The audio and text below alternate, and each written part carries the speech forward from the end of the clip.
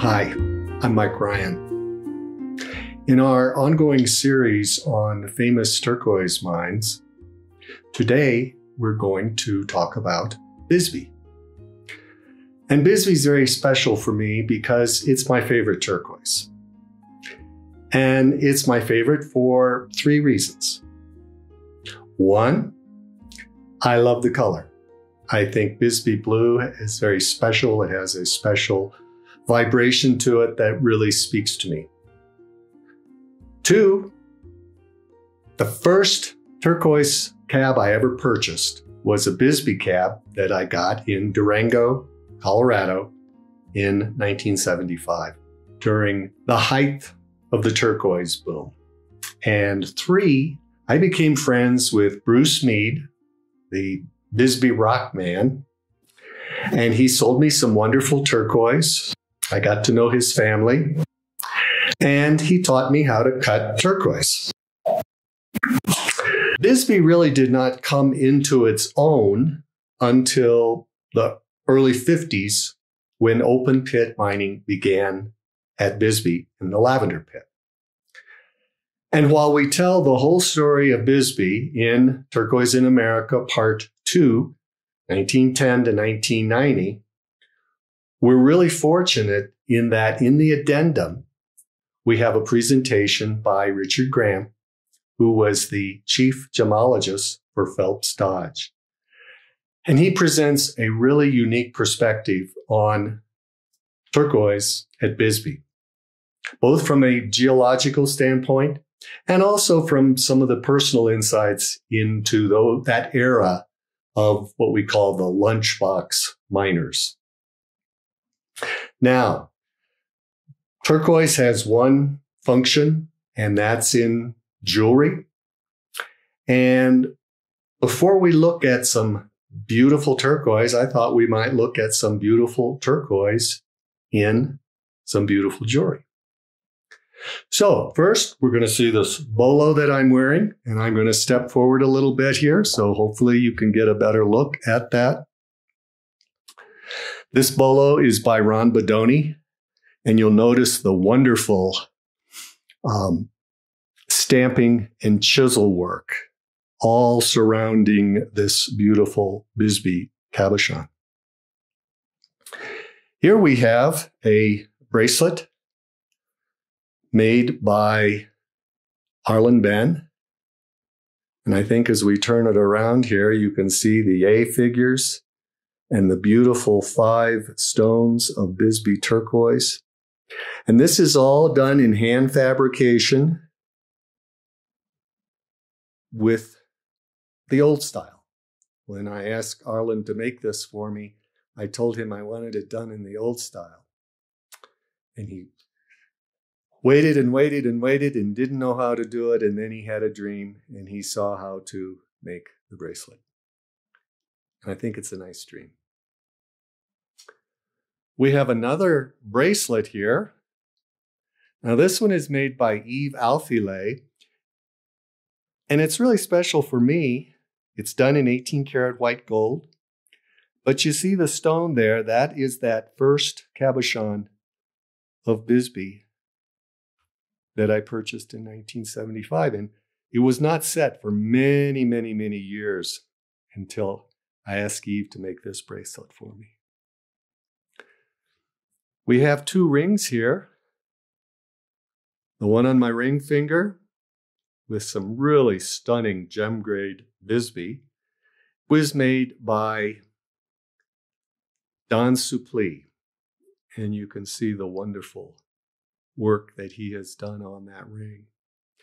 And then on my little pinky there, that's a ring that was made by Bruce Mead. Some very, very high grade little Bisbee stone. So we've seen some jewelry. We've talked a little bit about the history, the background of Bisbee. So now let's look at some Bisbee turquoise. In this first tray, we're seeing what would be considered as very nice mid-grade natural turquoise. It's very beautiful, But I think you'll notice when we go on to some of the trays of the higher grade, it just doesn't have the same what we call zat that the others have. It also doesn't have perhaps the more distinctive Bisbee look to it. Although we see here, we're seeing some more distinctive Bisbee blue. Here we're seeing some matrix that has more of what can be thought of as a Bisbee look. And down on this corner, we see here maybe more of what is often called a Smoky Bisbee. It's very, very beautiful turquoise in the mid-grade.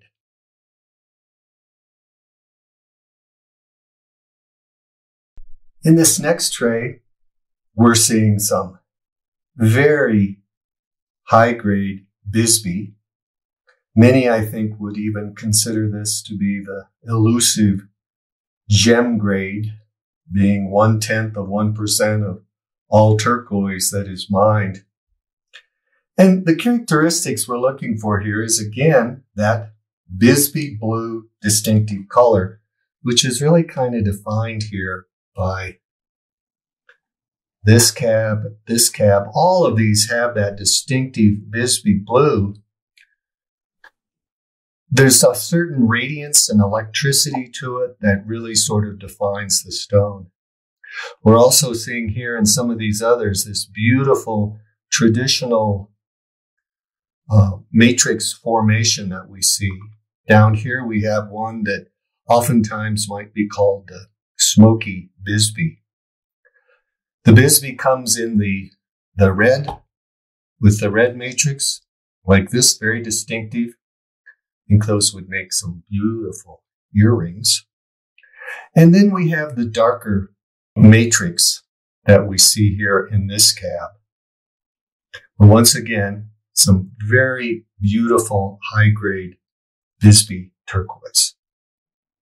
In this final tray, which I think is very, very special just because of the provenance of the turquoise, I bought this from a dealer who lives in Durango, Colorado, and he purchased all this stone directly from Bob Matthews, who had the concession with his wife Mar during the 1970s at Bisbee. The only person who really ever had the legal right to work the dumps to extract the turquoise.